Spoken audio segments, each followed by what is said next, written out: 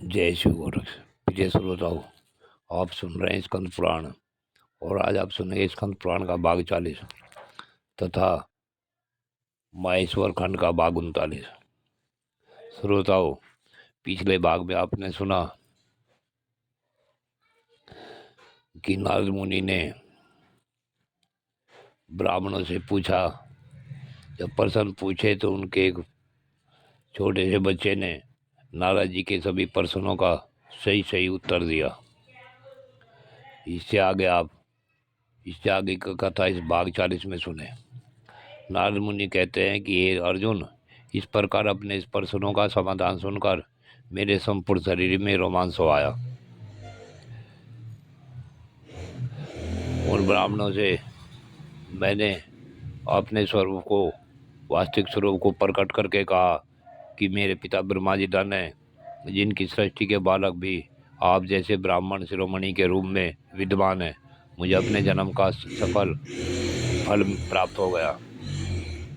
इतना सुनते ही सात तप आदि ब्राह्मण सहसा उठकर खड़े हो गए और नारद मुनि का सत्कार स्वागत किया। वे बोले, देवर्षि, कहाँ से आपका शुभागमन हुआ है और अब कहाँ जाने का विचार है? नारद जी बोले, मैं ब्रह्मा जी के आदेश से माही सागर संगम नामक महातीर्थ में ब्राह्मणों को उत्तम स्थान दान करना चाहता हूँ। इसके लिए आप लोग मुझे आज्ञा दें। मेरा ऐसा कहने पर सातात अपने एक ब्राह्मणों की ओर दृष्टि डालकर कहना आरंभ किया कि हे नारद जी, यह सत्य है कि भारतवर्ष देवताओं के लिए भी दुर्लभ है। उसमें भी मही सागर संगम के विषय में तो क्या कहना है, जहाँ स्नान करने वाला पुरुष संपूर्ण महातीर्थों में स्नान करने का फल प्राप्त कर लेता है। परंतु आपके प्रस्ताव में एक ही महान दोष है, जिससे हम लोग निरंतर डरते रहते हैं। वहाँ बहुत से निर्दयी और दुस्साहसपूर्ण कर्म करने वाले चोर हैं, जो हमारे जैसे तपस्वियों का धन हर लेते हैं। इस स्पर्श वर्णों में जो 16वां और 21वां अक्षर है, वही हमारा धन है। उस धन से हीन हो जाने पर हमारा जन्म कैसा निरर्थक हो जाएगा। हम चोरों के हाथ में न पड़े, यही हमारी अभिलाषा है। अर्जुन ने पूछा कि ये ब्राह्मण देव, वे चोर कौन है और कौन सा धन हर लेते हैं? नारद जी ने कहा, कुंती नंदन, काम और क्रोध आदि दोषी चोर हैं और तप ही उन ब्राह्मणों का धन है, जिसके अपहरण के भय से उन्होंने मुझसे वैसी बात कही थी। तब हारित मुनि बोले, कौन अपनी मूढ़ बुद्धि के कारण महिसागर संगम नामक तीर्थ का त्याग करेगा? नारद जी, आपके कहने से मैं वहाँ चलूँगा। मेरे परिवार में 26,000 ब्राह्मण हैं। वे सब के सब अध्ययन, अध्यापन आदि 6 कर्मों में तत्पर, बाहर भीतर से शुद्ध तथा लोभ और दम से रहित है। उन सब के साथ मैं यहाँ वहाँ चल सकता हूँ, यह मेरा उत्तम निश्चय है। उनका ऐसा कहने पर मैंने उन सब ब्राह्मणों को अपने दंड के ऊपर चढ़ा लिया और बड़ी प्रसन्नता के साथ सहसा आकाश मार्ग से लौट पड़ा। अर्जुन ने पूछा, नारद जी, कल आप गाँव कहाँ है?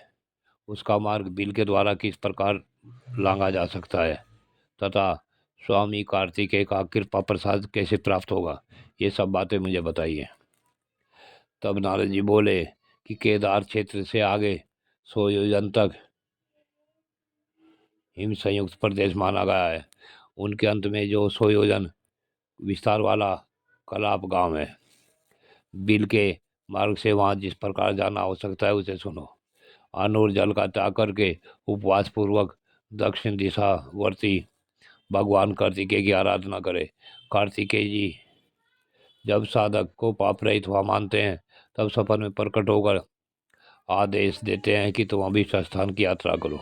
कार्तिकेय जी के स्थान से पश्चिम में एक बड़ी गुफा है। कार्तिकेय की आज्ञा मिलने के पश्चात उसी में प्रवेश करके आगे बढ़ना चाहिए।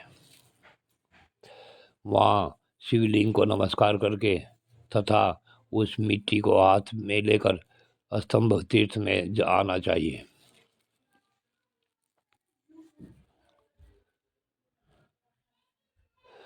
अपनी तपस्या की शक्ति से अत्यंत सूक्ष्म रूप धारण करने वाले उन ब्राह्मणों को दंड के अग्रभाग पर रखकर मैं महिसागर संगम तीर्थ में आया और वहाँ पवित्र जलाशय के तट पर उतार कर उन्हें स्वतंत्र कर दिया।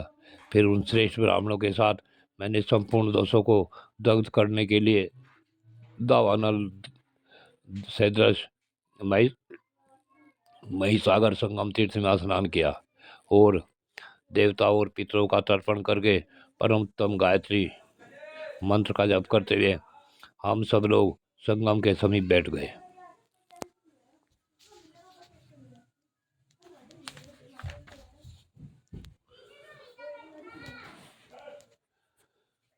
उस तीर्थ में दान और यज्ञ के द्वारा मैंने कपिल मुनि को भोजन करा।